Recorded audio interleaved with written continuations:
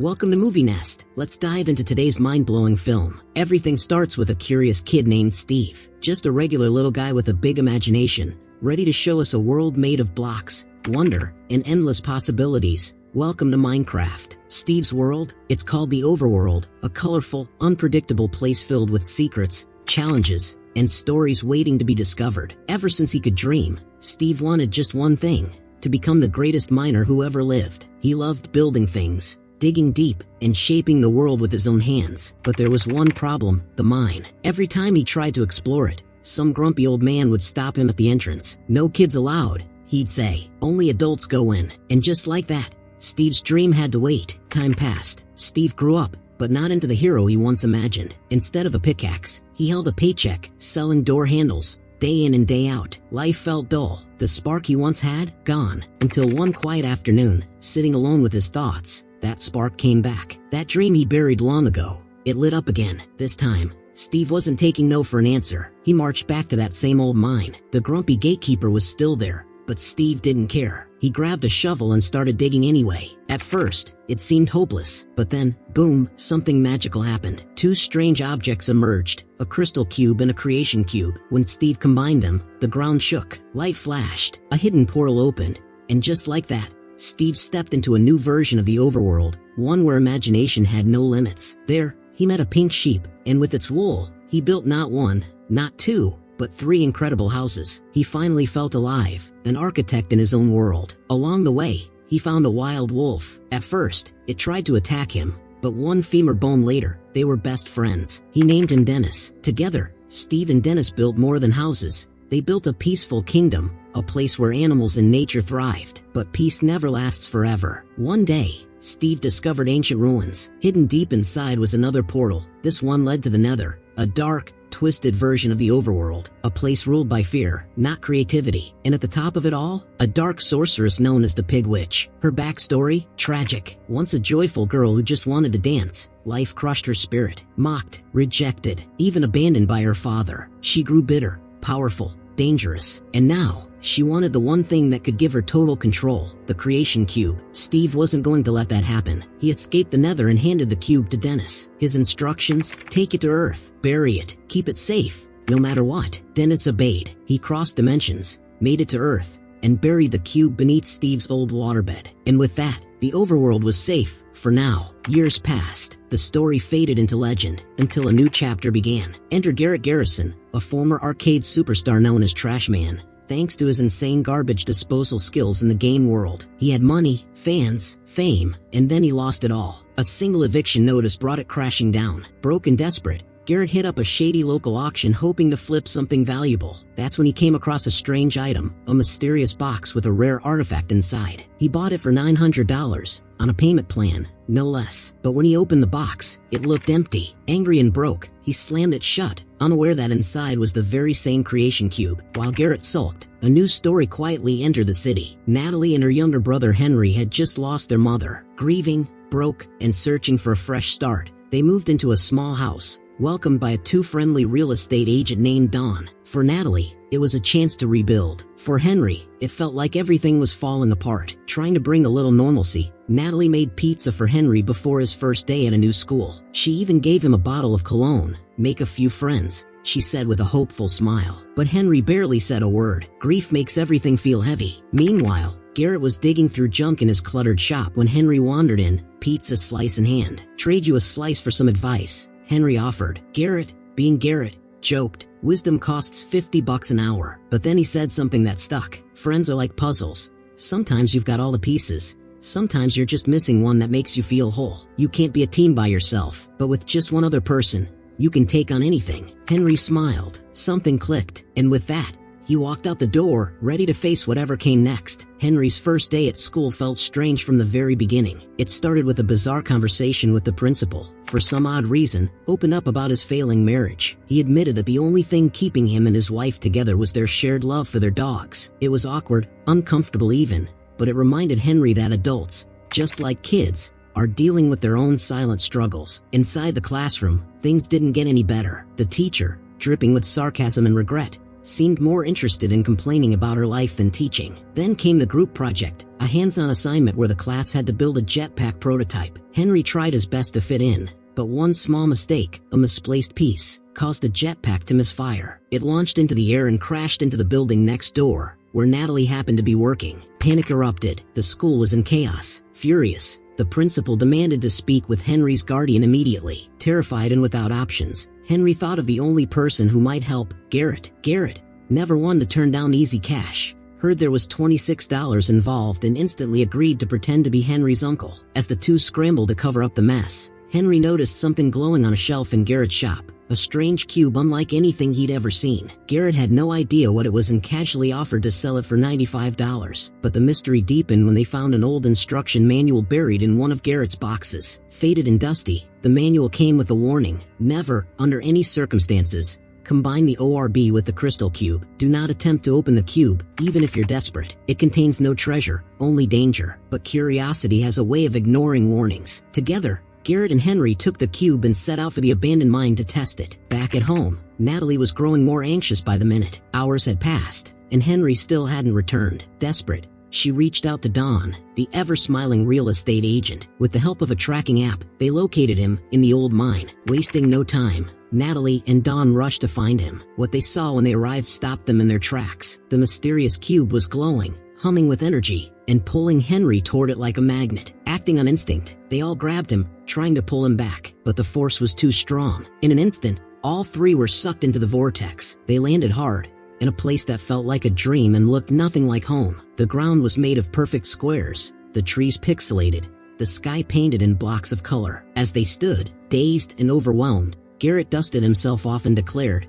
"I'm the gaming legend of '99. Off in the distance, through the pixelated trees, a figure appeared, a pink sheep, watching them silently with curious eyes. But unknown to them, something else had crossed over too. A villager, who had followed them through the portal, accidentally ended up in the human world. Stumbling onto a road, he was promptly hit by the school principal's car. In a panic, the principal begged the dazed villager not to sue her. She couldn't handle another legal problem. Back in the overworld, something darker was unfolding. The orb had begun to glow again, and in the bitter depths of the nether, the piglins took notice. Tired of failed digging in endless rock, their patience was wearing thin. Their leader, Malgosha, was furious. She promised them that if they failed again, she'd turn them into pork chops, and everyone knew she wasn't joking. When Malgosha felt the orb reactivate, she knew exactly what it meant. She stormed into the prison where Steve had been kept all these years. Without much emotion, she released him, but with one condition: return what he stole, or never see Dennis again. Meanwhile, above ground, things had gone quiet. Garrett was still trying to impress the pink sheep, practically begging it to give him a quest. But nothing happened, until Dennis burst out of the woods, barking like the world was ending. The pink sheep stiffened. Then came the sounds: groans, rattling bones, the shuffle of heavy feet. Out of the shadows emerged skeletons, spiders,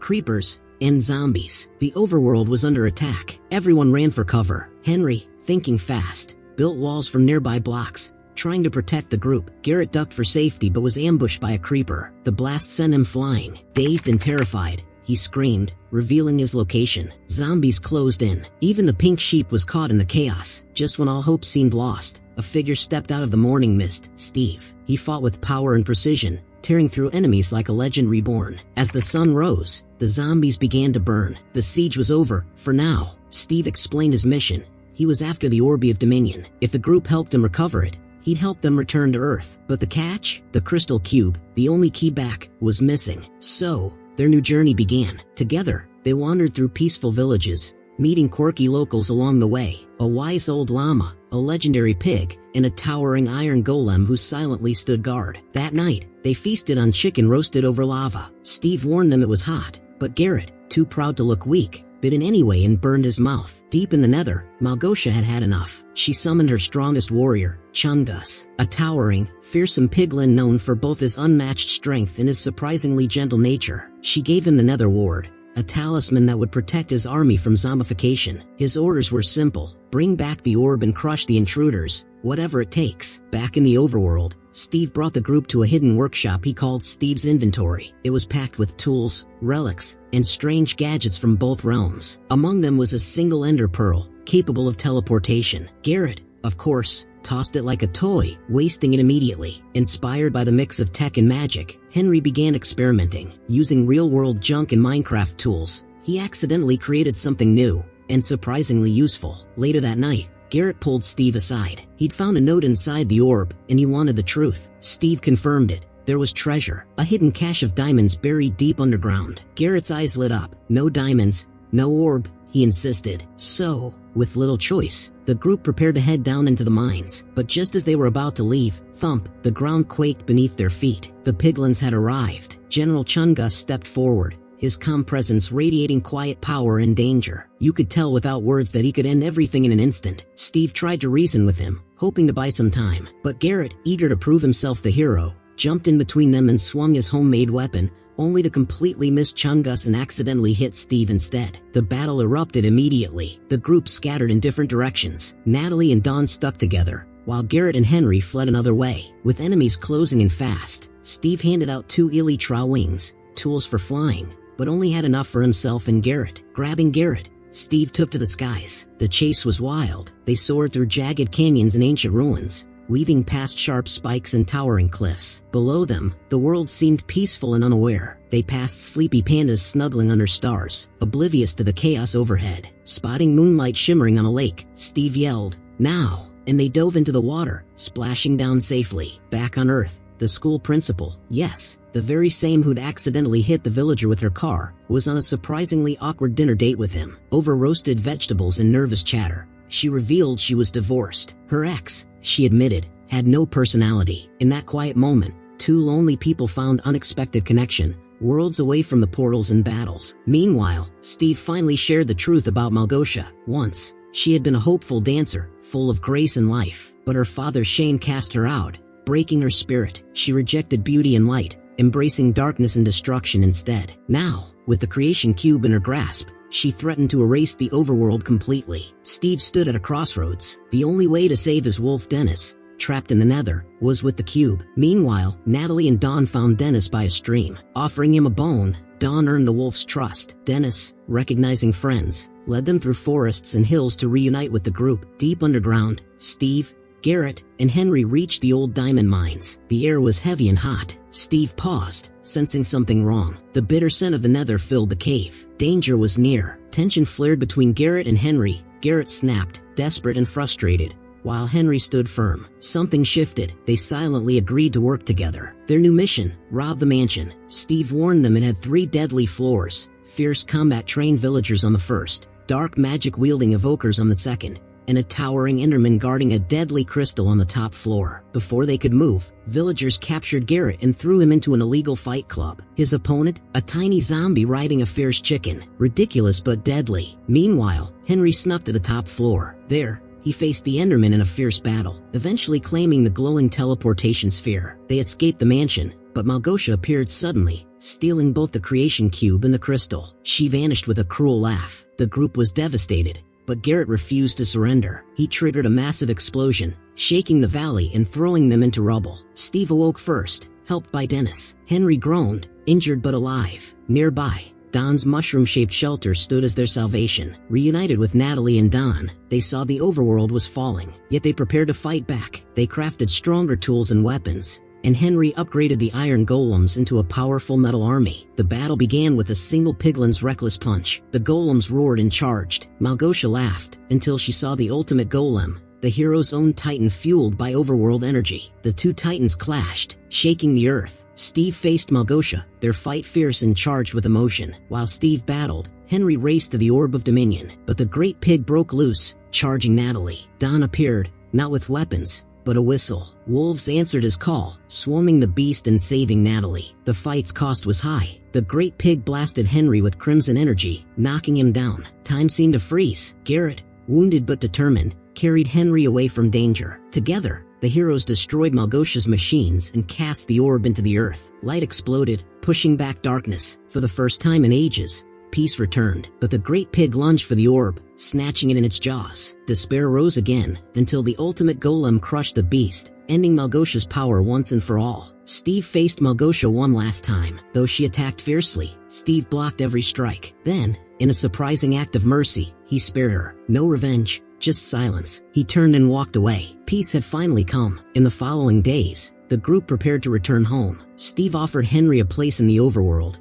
but Henry smiled and said, "I'm going home." Steve nodded, handing Dennis leash to Don. "He needs company. I need rest." One by one, they stepped through the portal. Back on Earth, life changed. Garrett became a local legend with a booming shop and best-selling game. Don gave up real estate to roam freely with Dennis. Natalie opened a self-defense academy and became a hometown hero. And Henry? He wrote their story, a fantasy novel that few believed but all needed. Steve knew the truth. As he gazed at the night sky from his quiet home, he smiled, because deep down, he knew the adventure was far from over. If you enjoyed this adventure, don't forget to like and subscribe for more epic stories. Hit the bell so you never miss the next chapter. Thanks for watching.